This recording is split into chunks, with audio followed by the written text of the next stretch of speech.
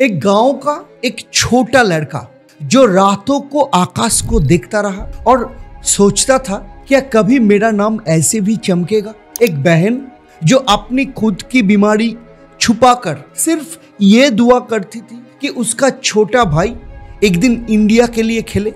और एक सपना जो हर ठोकर, हर आंसू, हर टुकड़े टुकड़े होने के बाद भी जिंदा रहा। ये कहानी सिर्फ एक क्रिकेटर की नहीं है, ये कहानी है उन सब लोगों की जो गिरकर संभलते, बस अपने के लिए काम कर जाते हैं। मैं आज सच टॉक में आपको लेके चलेंगे एक ऐसा सफर पर जो आपका दिल छू लेगा।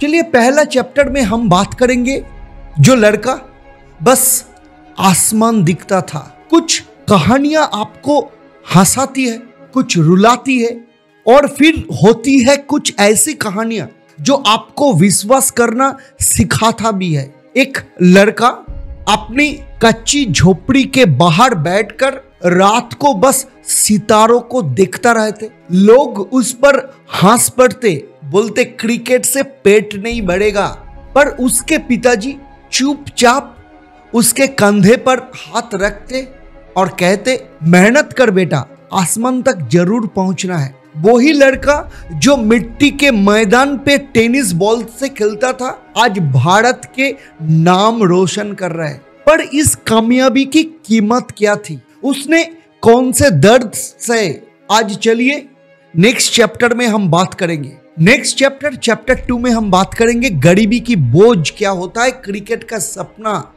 क्या होता है। जब आप रूरल इंडिया में गरीबी में बड़े होते हो, क्रिकेट कोई कैरियर नहीं होता, एक डिस्ट्रैक्शन होता है। और आकाश के पिताजी 12 घंटे खेत में काम करते, माँ दूसरे घरों में बर्तन मांजती। दिन ऐसा भी आया जब फैमिली को डिसाइड करना पड़ा चावल खरीदे कि स्कूल का फीस भरे।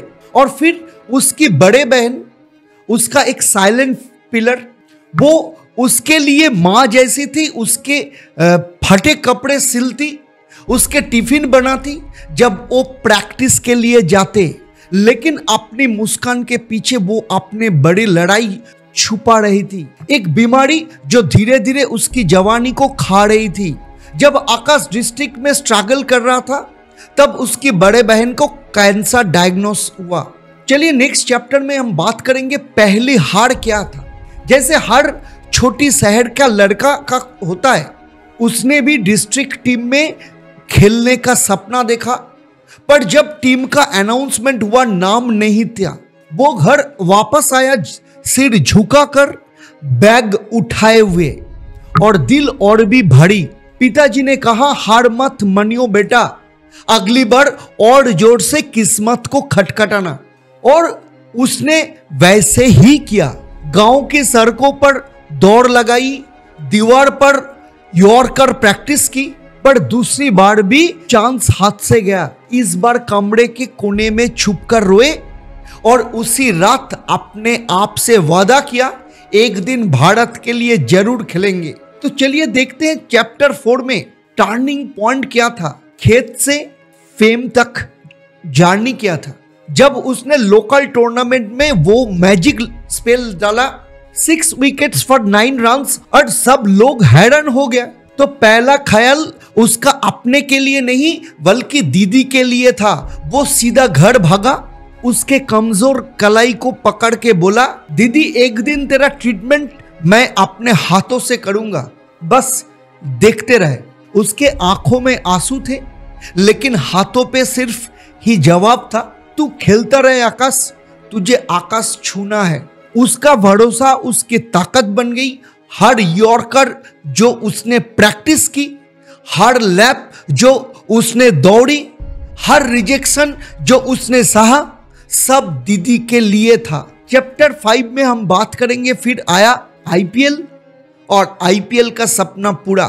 सपने एक रात में पूरे नहीं हो, देखिए सपने एक रातों में पूरे नहीं होते, पर कभी कभी ऑक्शन नाइट जरूर बदल देती है। आईपीएल ऑक्शन की रात आकाश के पूरा परिवार पड़ोसी के छोटे से टीवी के सामने बैठ गए, क्योंकि उनके घर में टीवी भी नहीं था। जब स्क्रीन पर उसका नाम आया, एक फ्रेंचाइजी ने बीट किया, तो मां रो पड़ी।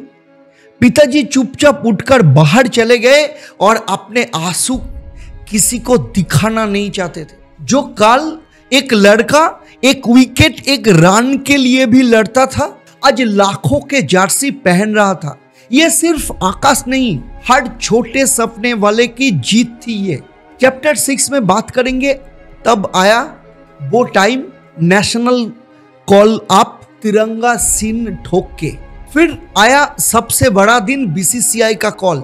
आकाशदीप को इंडियन स्क्वाड में सिलेक्ट किया गया।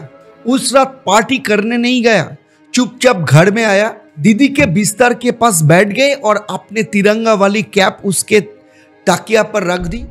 ये तेरा सपना भी था दीदी, उसने धीरे धीरे कहा। उसकी बहन कैप को छुआ, आंसू भी बह गए, लेकिन मुस्कान वही रहा। जो जीत उसके भी थी जितना आकाश की भी थी। चलिए चैप्टर 7 में हम बात करेंगे क्रिकेट से आगे एक इंसान का सच। आज भी उसकी बहन ही उसकी कहानी का जान है। उसका इलाज चल रहा है और उसकी हिम्मत भी उसे प्रेरणा देती है। हर मैच फी, हर एंडोर्समेंट, हर एक चेक का पहला हिस्सा दीदी के इलाज के लिए जाता है। जब उससे पूछा जाता है कि फ्यूचर में क्या करना है, तो वो सिर्फ इतना कहता, जब तक मेरी बहन बिल्कुल ठीक नहीं हो जाती, मेरा खेल अधूरा है। उसके लिए क्रिकेट एक सपना नहीं बल्कि एक जरिया है उस इंसान को बचाने का जिसने दुनिया के खिलाफ उस पर भरोसा किया। चलिए चैप्टर 8 में हम बात करेंगे सीख जो आकाश से मिला। आकाशदीप की कहानी यह सिखाती है कि हीरोज खुदगर्ज नहीं होते, कि सक्सेस तभी मीठा लगता है जब आप उनके साथ बनाते हो जो आपको संभल कर खड़े रहे। आकाश के लिए उसकी बहन की लड़ाई और उसकी अपनी लड़ाई एक ही है। दोनों ने कभी हार नहीं मानी। तो जब आप उसे इंडिया के लिए बॉल करते देखो, याद रखना हर डिलीवरी सिर्फ देश के लिए नहीं होती, बल्कि उस बहन के लिए भी होती है जो घर पर उसका जर्सी पहनकर अपनी तकलीफ छुपाकर हर टाइम मुस्कुराती रहती है। चैप्टर 9 में हम बात करेंगे एक भाई का वादा क्या था। जब स्टेडियम में रोशनाई चमक रही होती है और ट्राई कलर उसके नाम के ऊपर लिखा रहा होता है, आकाशदीप कभी नहीं बोलता कि वो किसके लिए खेल रहा है। हर बार जब वो एक विकेट लेने के बाद आसमान की तरफ देखता है, वो सिर्फ सेलिब्रेशन नहीं होता है, वो एक चुपचाप गुफ्तगू होता है उस लड़की से जिसने अपने कांच जैसे हाथों से उसके सपना सिल दिया, उस बहन से जो तब भी बोलती रही तू आगे बढ़ जब उसका अपना बदन हार रहा था, उस एक इंसान से जिसे कभी नहीं माना कि उसका भाई आकाश तक नहीं पहुंच सकता।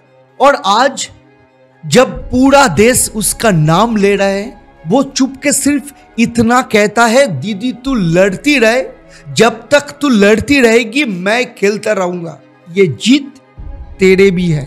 आकाशदीप के लिए क्रिकेट सिर्फ एक खेल नहीं है, ये एक भाई का वादा है जो हर बॉल में अपने बहन की उम्मीद को उठाए रखेगा और खेलता रहेगा जब तक वो अपने लड़ाई जीतकर खड़ी हो सके। अपने छोटे भाई को देखते हुए, फक्र के साथ मुस्कुराते हुए।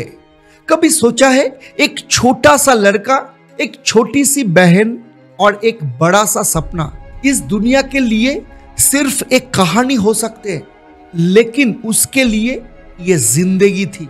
आकाशदीप ने सिर्फ क्रिकेट नहीं खेला, उसने अपनी बहन के उम्मीदों को जिंदा रखा। उसे हर रन, हर विकेट में सिर्फ एक जज्बा था, अपने सपने और अपनों की खुशी के लिए यह लड़ता रहा ये लड़का। आज आपसे एक सवाल है, क्या आपने उन लोगों को याद किया जो आपके जिंदगी के आकाशदीप है, जो आपके सपने संभालते रहे जब आप गिर गए थे। आज रात उन्हें एक फोन जरूर करिएगा और बस इतना बोलिएगा, तुम ना होते तो मैं ना होता। और अगर आपको लगता है कि यह कहानी आपके दिल तक पहुंची तो इसे शेयर करिए और इस चैनल को सब्सक्राइब कीजिए, क्योंकि यहां हम सिर्फ बताते नहीं करते, हम सच बोलते हैं और सच को दुनिया तक पहुंचाना हम सबकी जिम्मेदारी है। तो चलिए आज आपसे विदा लेते हैं और मिलते हैं अगले एपिसोड में एक और कहानी के साथ जो आपने आपसे मिला देगी। तब तक के लिए आप सपने देखते रहें और अपनों के लिए लड़ते रहें। नमस्कार।